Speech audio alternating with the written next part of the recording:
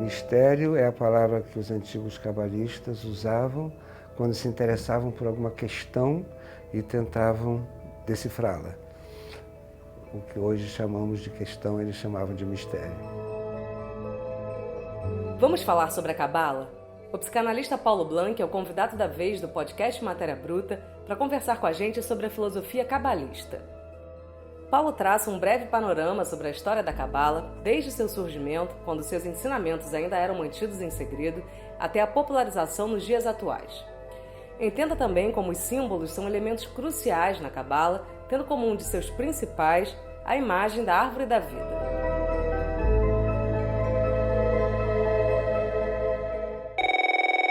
Eu me chamo Paulo Blanc, sou psicanalista, trabalho com pensamento judaico há muitíssimos anos, participo de um programa na UFRJ chamado Filosofia, História e Religião, onde eu trago sempre, dentro dos temas que a gente escolhe lá, um encontro anual. Eu sempre trabalho a partir da perspectiva judaica como pensamento, como filosofia.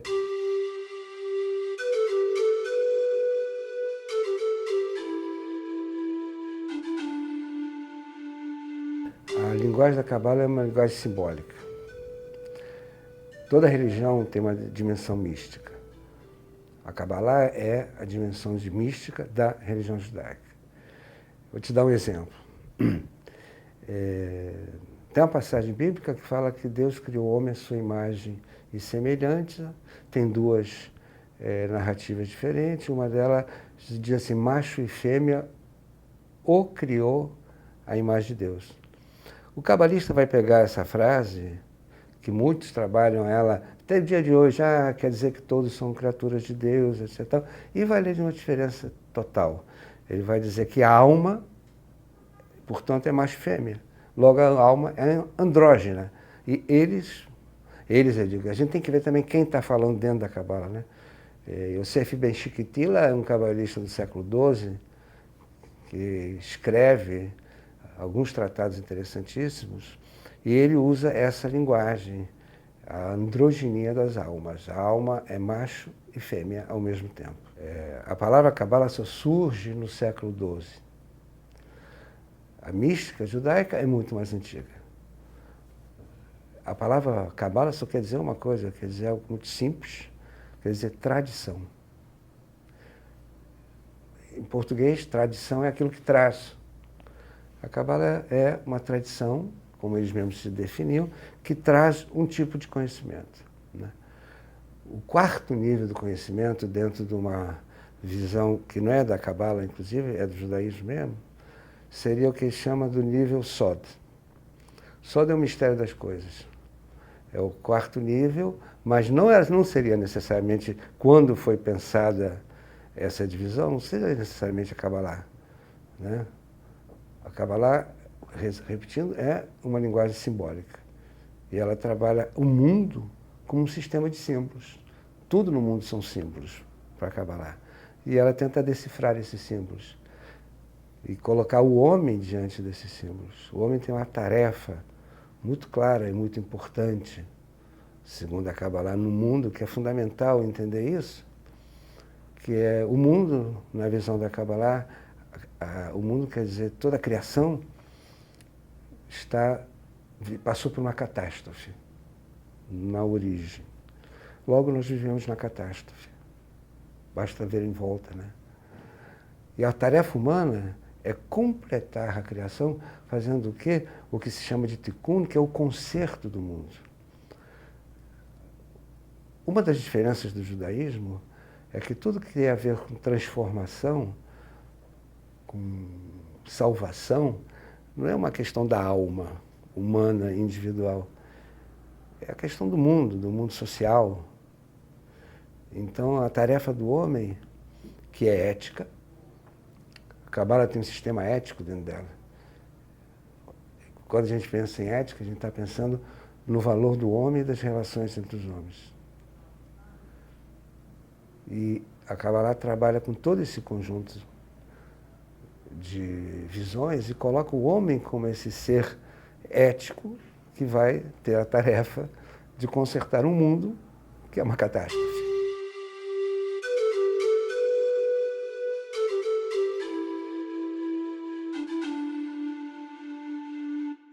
A Cabala é um sistema filosófico e os historiadores, os estudiosos têm muita dificuldade de reconhecer isso, né?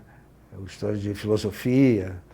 E quando a gente diz filosofia, hoje em dia, às vezes, tem até uma certa desvalorização da palavra, né? Filosofia é um sistema de ver o mundo e a vida humana dentro dele. A Cabala é tudo menos um sistema de chegar à felicidade, que essa é a Cabala que você encontra por aí, que é a Cabala da autoajuda, que eu gosto de chamar de Cabala Madonna, né? A Cabala é muito mais do que Madonna e esse sistema todo, né? Embora é respeitável esse sistema também, puxa o conhecimento, joga para a autoajuda e você tem uma maneira de ser feliz, né? No mundo que está na catástrofe, ser feliz é importante.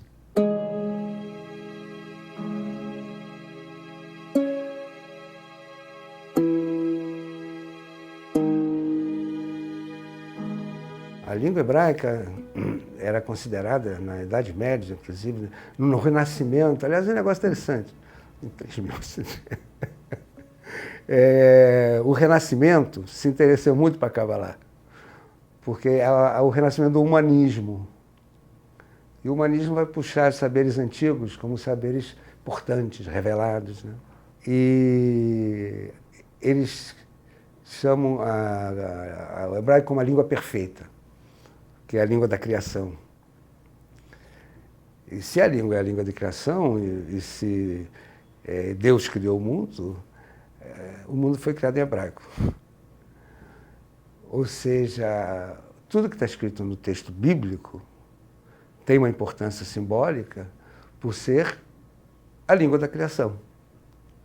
Então, quando você trabalha nesses níveis de conhecimento, você trabalha com a língua. Eu costumo dizer que não existe Cabala fora do hebraico. E se você quer trabalhar a Cabala, você tem que trabalhar dentro do hebraico. Isso é um tema importantíssimo.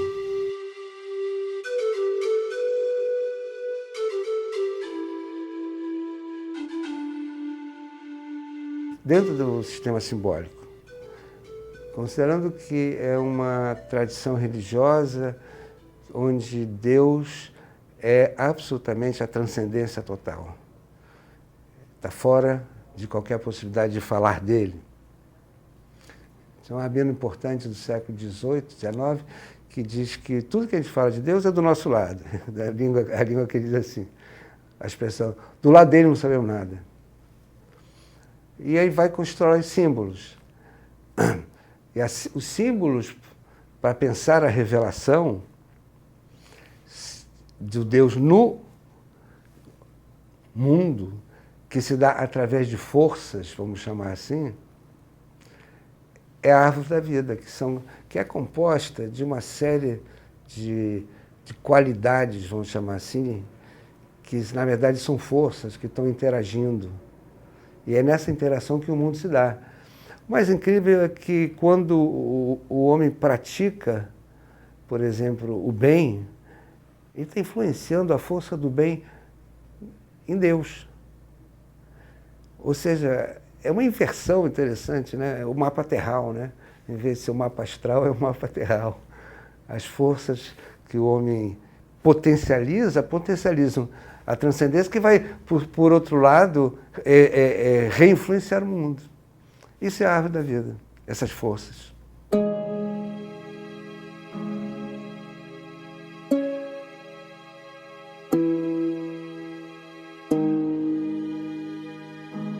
Tudo que é pop tem que ser simples. Até o século XV, a Cabala encontra uma coisa mantida em segredo entre pequenos grupos, menos que 15. Eu posso empurrar isso para o século XIII, XIV. E aí eram grupos que passavam isso de um para o outro, grupos fechados, que não tinham o mínimo interesse. Na medida que vão escrevendo textos, como esse Chiquitila, que escreve um texto divino que se chama O Mistério dos Casais, é o nome do livro que eu publiquei, mas ele vai chamar do mistério da androginia das almas. Ou então, o mistério de Davi, o rei Davi, Betsabé, a mulher dele, que não era mulher no início, etc. Então, são temas que vão ser desenvolvidos, escritos e transformados em livros ao passar do tempo. E isso fizeram uma enorme divulgação. Então, deixou de ser esse segredo há centenas de anos. Para ser pop tem que ter uma aura de segredo, né? Agora é contraditório, é um segredo que fica público. Mas é isso, quer dizer, vou resumir. Era segredo entre os estudiosos da Kabbalah até o século XIII, XIV. Deixou de ser segredo na medida que eles escreveram textos que foram divulgados. E, digamos que no século XVIII, XIX, surge uma comunidade inteira na Europa Oriental de judeus, eu digo milhares e milhares, que o dia a dia deles era influenciado totalmente pela mística, pela Kabbalah. Então, há centenas de anos que não é mais esse segredo todo. E revelar segredos impressiona as pessoas, né? Mas se fosse segredos, não era para ser revelado, né?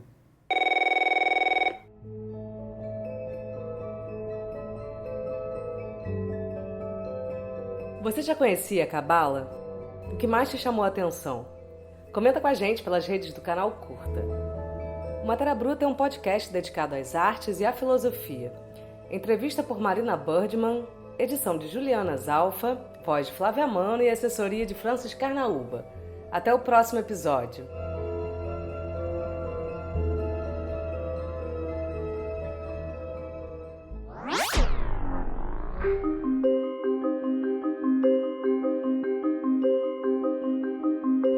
Você se interessa por grandes mistérios?